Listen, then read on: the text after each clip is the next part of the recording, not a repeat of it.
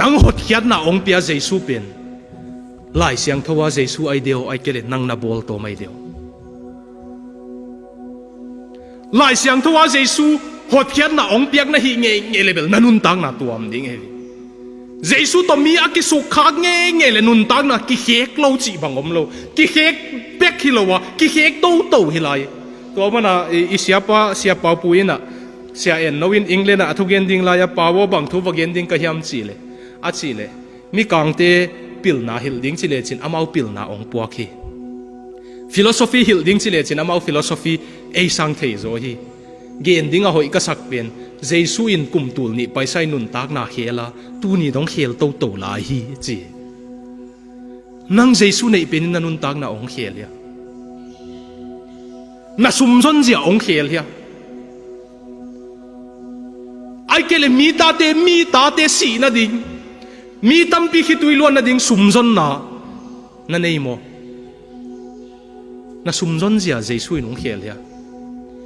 Zacchaeus to Jesu ki muwa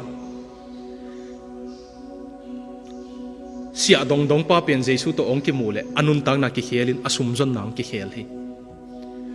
Christian masaten Nero pen to pa hilo to pa chile bol siat na athuak lo ding pen Nero pen Caesar pen to pa hilo Jesu to pa hi achi mana bol siat na tampi thuakua a politics mu zian ngonu Jesu in he ke ve nang politics mu zia Jesu in ong he kya ngei na mu dan minam mu zian ngon Jesu in he ke ve sol tak pol pen tulai identity politics chi to ki bang pian ko pen suda mi te ko pasian tel tuam te ko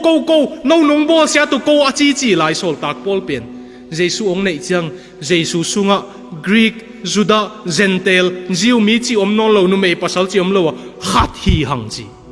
nang minam mu zia Jesu in ong hel ya ai kene nang zo mi na ki chi manin chin ki chi teng na mu da ya